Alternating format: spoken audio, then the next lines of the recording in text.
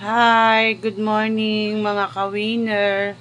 Wala tayong ibang gagawin ngayon kung hindi mag-steam ng isda. Ito yung natutunan ko dun sa nanay ng amo ko sa Macau. Masustansya siya. Pagdating sa steam ng isda, ganito lang ang gagawin nila. Luya. Tapos, yan luya na yan. Ipapaibabaw lang yung isda para ma-steam siya.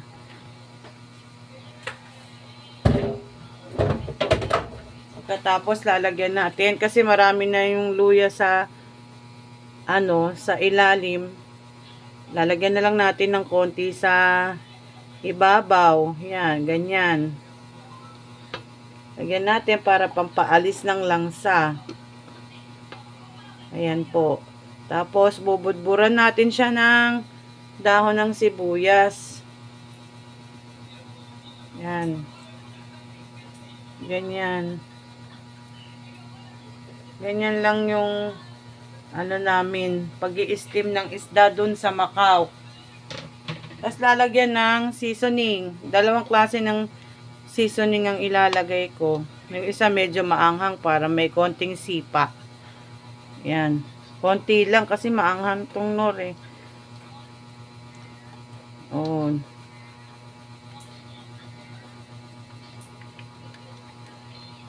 Tapos isang original na seasoning. Yan. Ito ang magpapalasa dyan eh. Yan, ganyan.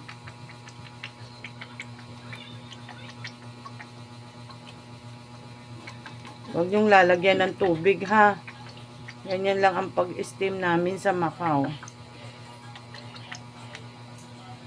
Pagkatapos nyan, lalagyan natin ng sesame oil.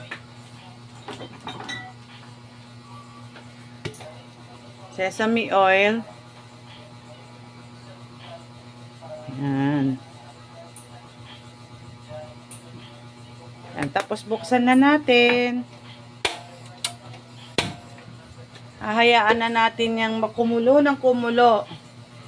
Makikita naman natin yan kapag kaluto na eh. Ayan na. Mamaya naman, babalikan natin yan mga 10 minutes. 10 minutes po.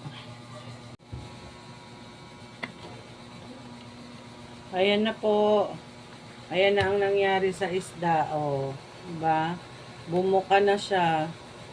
Pero paaanuhin pa natin yan. Mga 10 minutes pa po. 10 minutes pa. Ito naman, habang ini-steam yung isda, meron tayong isang gagawin na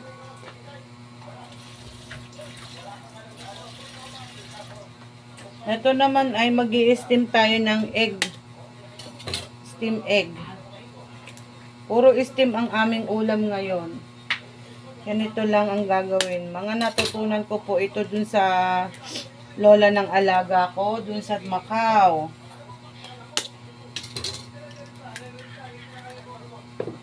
Pag gusto niyang ipagluto yung mga apo niya, ganito.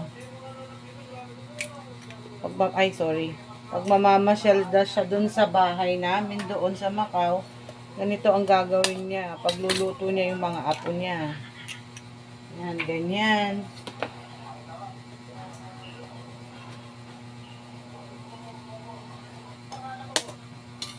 Ito po yan.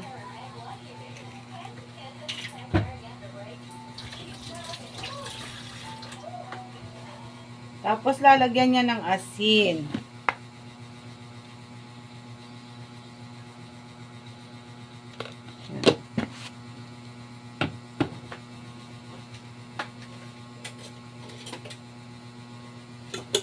Babatihin natin.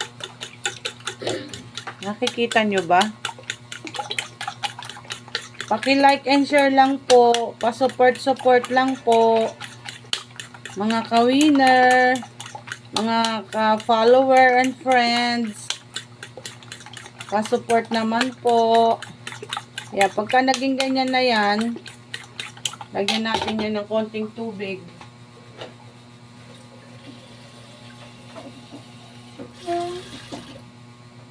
Ilalagyan po yan ng tubig. Yan, ganyan. Tapos babatihin yan.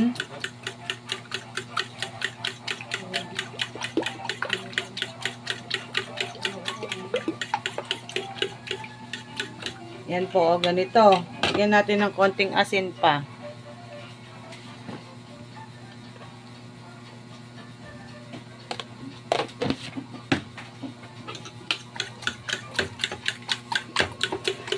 Tapos pagka yan nabati na ng mabuti, ita-transfer po natin yan, tatanggalin natin yung bula para matanggal yung bula.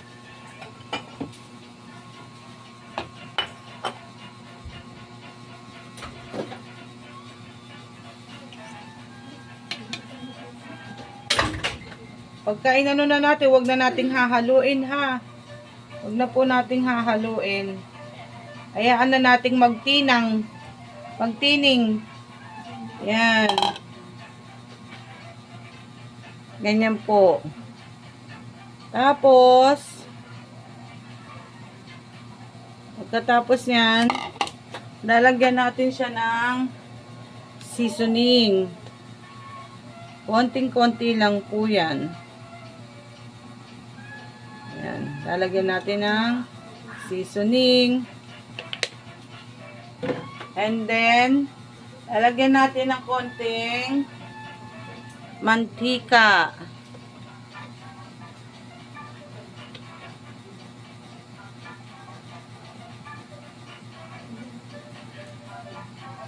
Yan. Tapos yung kahuli-hulihan, ito na po ang ilalagay natin. Yan.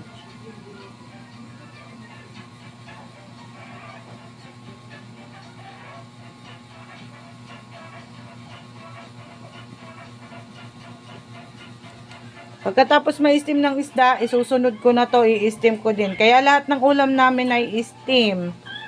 Yan, yan. Abang-abangan nyo po mamaya. Ito naman yung pinanggalingan kanina. Kumukulo na yung tubig.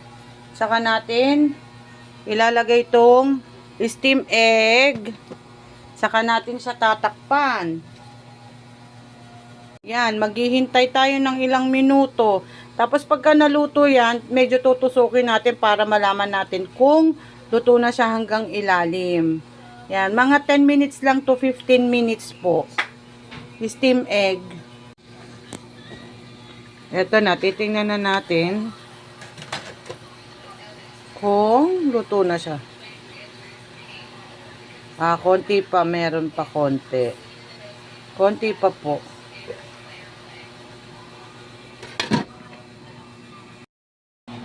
Medyo napuyat po kasi ako kahapon, kaya, ay kagabi, 2:00 na akong umuwi. Kasi galing ako sa, dun nga, sa bayaw kung, ang tawag dito, nawala. Ayokong sabihin kasi medyo malungkot. Pero, galing po ako dun, sa madaling salita, galing po ako dun, naglamay ako, inabot ako ng mga bandang 2:00. Tapos pagdating dito, medyo nagkwentuhan pa kami ng anak ko. Ganon, kaya medyo puyat. Kaya nagluto na lang ako ng steam para mabilis ang luto. Pero healthy naman yon kasi walang kahit anong kumbaga yung nor seasoning lang ang pinakaano niya. Pero wala nang iba. Kaya ayan, kakain na kami. Luto na ang lahat. May steam egg at saka steam na isda. So, kain na. Tara na. Bye-bye na. Pa-support naman po. Love you all. Pa-support mga ka-winner. Para naman kahit nasa bahay tayo ay darating yung panahon na sasweldo tayo kay Meta. Kahit sa ngayon, konti lang yung followers natin. Siyempre, maraming ibang mas magandang mag-content, pero ganun talaga, tsaga-tsaga lang hanggang sa matuto lang din, ganun. Sa kalibang-libangan na rin po, kesa damdamin natin kung ano yung meron tayong problema, may sakit, wag po natin damdamin yun. O wag tayong magpaka-stress, kumbaga, andiyan dyan yung problema, hindi nawawala. Hindi po nawawala ang problema hanggat nabubuhay tayo. May darating at may darating na problema. Yun nga lang, huwag natin siyang i-istambayan, ika nga. Huwag tayong i-istambay sa problema kung ano man ang meron, lalo na yung utang, mga ganyan. Talaga pong hindi maiiwasan yan. Tapos may darating na ganyan, meron pang mga sakit, yung hindi natin inaasahan na pangyayari. Talaga pong lahat yan ipadadanas sa atin eh. Kailangan lang natin maging matatag sa lahat ng bagay po. Kailangan nating maging matatag. Marami pong salamat. Follow lang po. Maraming salamat mga ka-winner, mga friends and followers. Pasasaan din ba't mabe-bless din tayo. Basta tuloy-tuloy lang, malinis na gawain. Ganun lang po. God bless you all. Salamat. Kain na po tayo ha. Salamat.